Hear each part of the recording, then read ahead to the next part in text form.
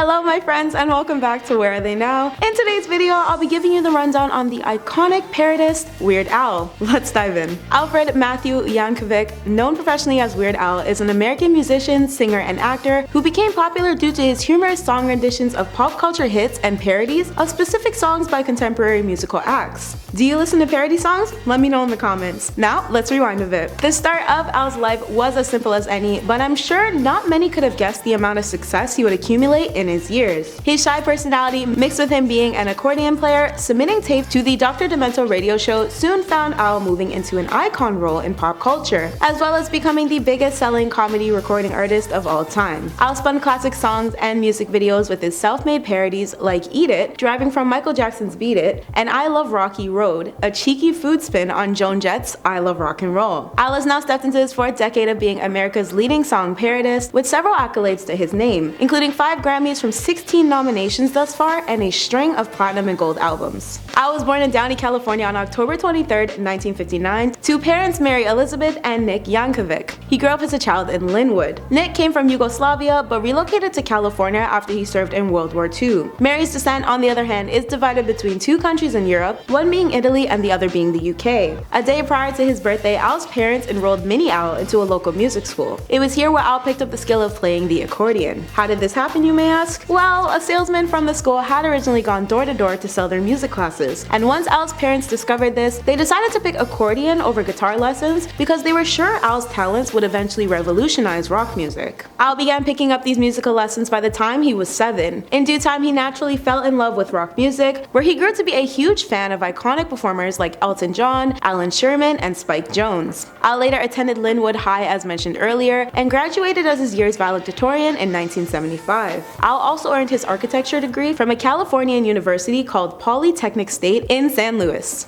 As for Al's rise to fame, he began to gain traction worldwide through his 2015 and 2016 Weird Al's Mandatory World Tour shows. His timeline started with a tour that held 200 shows throughout tons of cities in the US, Canada, Europe, and Australia, including double night performances at the Hollywood Bowl, as well as a sold-out gig at Radio City Music Hall in New York. Fast forwarding to the spring of 2018, Al hosted 77 additional shows included in his following tour titled Ridiculously Self-Indulgent, Ill-Advised Vanity. For this, Al's set list had him and his bandmates of over 3 decades playing lists which held a near entirety of his own non-parody music, disincluding any over-the-top theatrics typically seen in his parody work. The following year, in 2019, Al took on his next tour from his former simple shows to a much more extravagant follow-up, deemed as his most flashy one to date at this point. This one was called Strings Attached and accompanied him and his band, alongside backing for all 67 shows by female entertainers and an entire symphony orchestra. Al's 14th studio album from 2014, titled Mandatory Fun, won a Grammy Award and was dubbed the first comedy album in history to claim the top spot on Billboard's Top 200 charts, as well as the first to peak #1 on it since 1963. Al set the US Spotify record for obtaining the most tracks off a single album to be in the viral top 10 consecutively, taking the top 4 spots at the time. Additionally, his parody Word Crimes made its Billboard Top 40 debut, branding Al as one of the only 4 other artists to be placed there in each of their previous 4 decades. Michael Jackson, Madonna, and U2 were the 3 additional artists who snagged this record.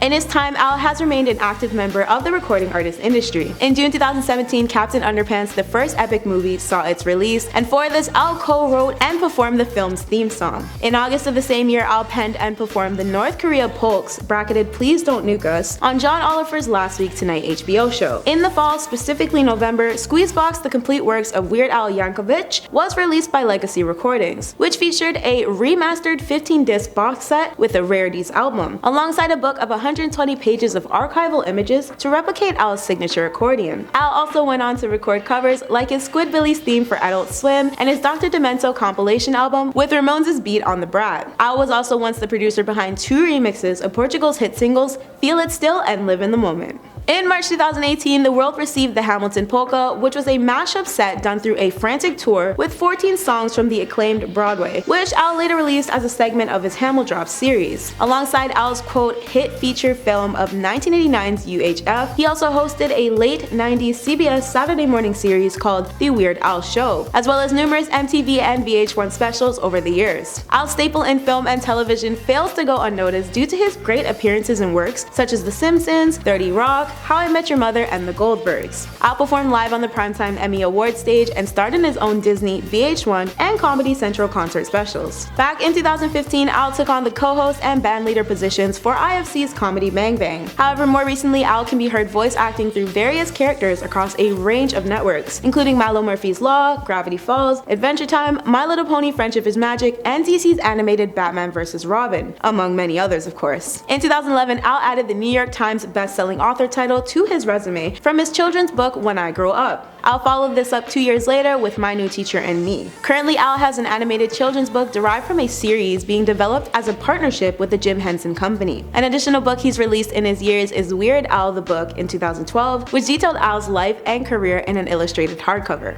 For some of his most notable achievements, Al was Mad Magazine's latest cover boy in 2015 and became their first ever guest editor throughout their 63-year history. Following this, NECA Toys dropped its second retro-clothed Weird Al action figure line in 2017, Funko released 2 of its own Al-branded pop vinyl figures in 2018, and the Hollywood Chamber of Commerce awarded Al with their 2,643rd Hollywood Walk of Fame star. Now let's discuss what Al's become involved in most recently and how it pertains to what we've learned so far. A-lister actor Daniel Radcliffe has taken on the role of transforming into the legendary Al himself for Roku channel's Weird Al Yankovic parody Biopic, and the streets are saying he looks incredibly unrecognizable in his character. Daniel, who is now 33, came into fame when he was 12 through his Harry Potter role, but he's no longer a kid, and that is proven through his curly wig, cigarette-smoking Weird Al role, which will hit smaller screens on November 4th. The parody biopic follows Al's journey to the top and how he mastered hits such as Like a Surgeon and White and Nerdy. The Weird Al Yankovic story is set for its release this late fall and depicts scenes like his meetup with Madonna, being played by Evan Rachel Wood, who share a passionate kiss according to reports. The early trailer drop shocked fans of the accordion player and singer due to Daniel's attractive physique in the movie. However, when he isn't flaunting his bod in fairly little clothing, he's wearing colorful Hawaiian-themed shirts and even gets into an altercation at one point. The film, which was co-written by Al himself, travels through the chapters of Al's 5-time Grammy-winning story, and in accordance with a press release, the biopic, quote, holds nothing back, exploring every facet of Yankovic's life, from his meteoric rise to fame with early hits to his torrid celebrity love affairs and famously deprived lifestyle. And while many can be excited about its awaited drop, Daniel seems to be the most hyped for the film, as he sat down with people to say, "Wearing the Italian shirt is a huge responsibility that I don't take lightly, and I'm honored to finally share with the world the absolute 100% true story of Weird Al's scandalous life." Now, to wrap this one up, let's discuss Al's set appearance for the upcoming New York Comic Con being held at Javits Convention Center. The famous convention will run a number of panels between October 6th and 9th, including The Walking Dead, Batwheels, and Let the Right One In, alongside the Weird Al biopic, which was one of the first panels whose announcement slated its 2022 appearance. Reed Pop revealed its top 3 with 8 additional programming events this past Tuesday to give fans a first look at its buzzworthy event this fall. According to reports, the Al Yankovic cast will get the full NYCC treatment for their visit. If you're a Comic-Con or Al Yankovic fan, I'm sure both this event and the film will be great things to look forward to.